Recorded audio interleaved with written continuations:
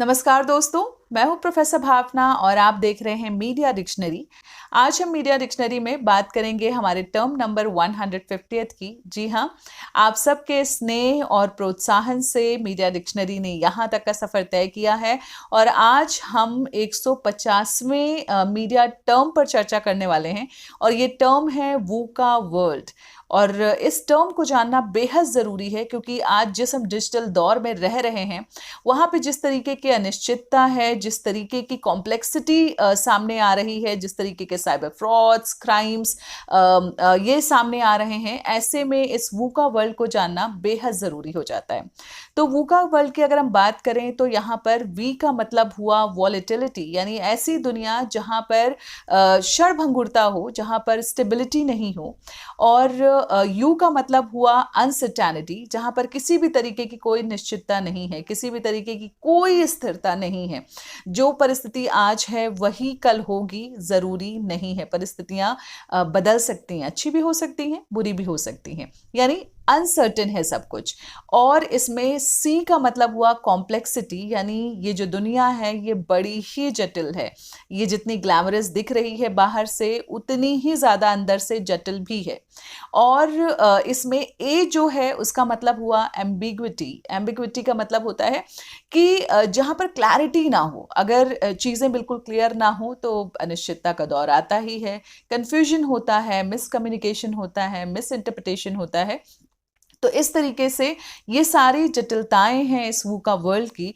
और जहाँ पर अगर मैं एम्बिग्विटी की बात करूँ तो सब कुछ ब्लैक एंड वाइट नहीं होता, बल्कि एक जो ऑप्शन होता है वो ग्रे एरिया भी होता है। तो इस ऑप्शन को भी हमें समझने की ज़रूरत है। और जिस तरीके से आज जो ये परिस्थितियाँ हैं, हमारे सामाजिक, सांस्कृतिक और जो हमारा व्यक्तिगत जो एक तरीके का परिवेश है उसको बड़ी तेज़ी से बदल रही हैं, इस वजह से इसको जानना समझना बहुत ज़रूरी हो गया है। और आज जो गाड़ी है ना वो क्या हो रहा है नाम के इस स्टेशन से बहुत आगे बढ़ गई है और काफ़ी रफ्तार से आगे बढ़ गई है।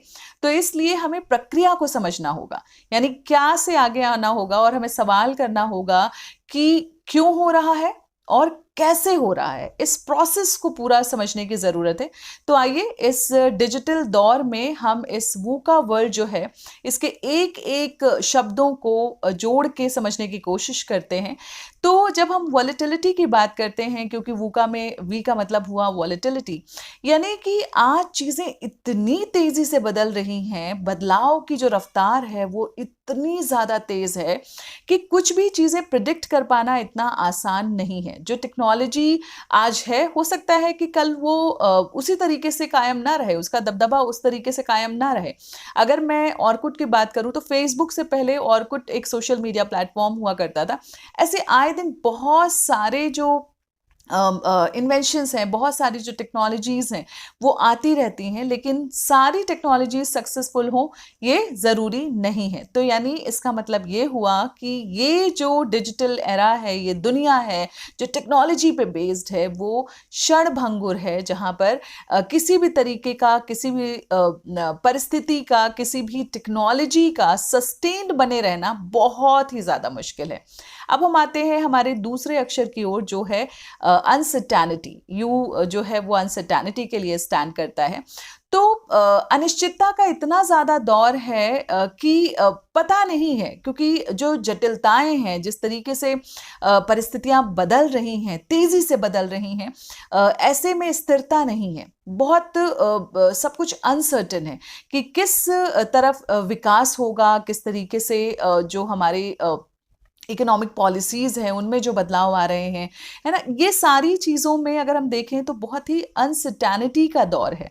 और तीसरी जो चीज़ है कॉम्प्लेक्सिटी, कि ये जो डिजिटल वर्ल्ड है जितना हॉट एंड हैपनिंग हमको दिखाई दे रहा है, जितना आकर्षक हमको दिखाई देता है, दरअसल अंदर से उतना ही ज़्यादा जटिल है। और इन जटिलताओं को समझना इतना आसान नहीं है। जो कॉम्प्लिकेशंस हैं, मतलब एक चीज़ की बहुत सारी परतें हैं, बहुत सारे मल्टीपल जो फैक्टर्स हैं वो काम करते हैं। तो इस वजह से इन जटिलताओं को जब तक हम अच्छी तरह से समझते नहीं हैं, हम इस वूका वर्ल्ड से बाहर नहीं आ सकते। और एम्बिग्विटी की अगर मैं बात करूं कि जहां पर पता ही नहीं है कि जो सिचुएशन अभी है उसको किस तरीके से टैकल करना है, क्लैरिटी ही नहीं है। यानी जो स्टेक होल्डर्स हैं उनके बीच में ही स्ट्रेटजीज जो हैं वो प्रॉपर ढंग से नहीं बनी हुई हैं, फ्लो चार्ट नहीं है किस तरीके से काम करना है, और इस वजह से मिस रिप्रेजेंटेशन होता है, मिस कम्युनिकेशन होता है, मिस इंटरप्रिटेशन होता है। और कई बार ऐसा होता है कि जब हमें चीज़ें समझ में नहीं आती हैं, गलतियां होती हैं, तो हम हमेशा गलतियों के लिए दूसरों को जिम्मेदार ठहरा देते हैं, राइट। तो इस तरीके से जब क्लैरिटी नहीं होती है तो चीज़ें और ज़्यादा कॉम्प्लेक्स होती चली जाती हैं।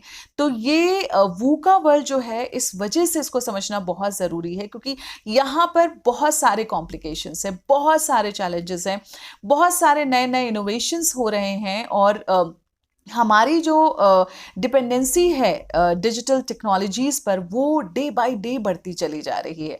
अगर मैं इस टर्म की बात करूं कि कहाँ से ये टर्म आया, तो इसका इस्तेमाल सबसे पहले यूएस आर्मी वॉर कॉलेज में किया गया था 1987 में, और इसे पब्लिकली जो पब्लिश किया था वो किया था हर्बर्ट बार्बर ने 1991 में। सो आई होप कि आप इस वूका वर्ल्ड की जो चीज़ें हैं, जो चैलेंजेस हैं, उनको बेहतर ढंग से समझने की कोशिश करेंगे, जो परिस्थितियां हैं उनका सही सही आकलन लगाने की कोशिश करेंगे, आपकी जो क्षमताएं हैं, आपका जो नाम है, आपका जो काम है, उसको और बेहतर ढंग से पूरी दुनिया में उसको रिप्रेजेंट करने की कोशिश करेंगे। और जब आप जटिलताओं को अच्छे ढंग से जानेंगे, उनको सही ढंग से उनका आकलन कर पाएंगे, तो जाहिर सी बात है कि जो ये एम्बिग्विटी है या जो क्लैरिटी नहीं होती है, वो धीरे धीरे अपने आप खत्म होती चली जाएगी, और आप इससे जीत पाएंगे, आप इसका मुकाबला कर पाएंगे। तो जल्द हाजिर होती हूँ एक और नए टर्म के साथ मीडिया डिक्शनरी में, और मीडिया डिक्शनरी को इतना सपोर्ट करने के लिए बहुत बहुत धन्यवाद आपका।